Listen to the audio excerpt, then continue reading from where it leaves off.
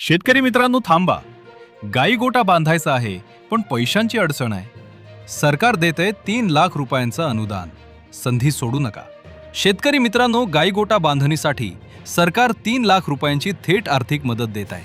ही मदत शरद पवार ग्राम समृद्धी योजनेअंतर्गत शेतकऱ्यांना आधुनिक व मजबूत गाई गोटा उभारण्यासाठी दिली जाणार असून रक्कम थेट बँक खात्यात जमा होणार आहे.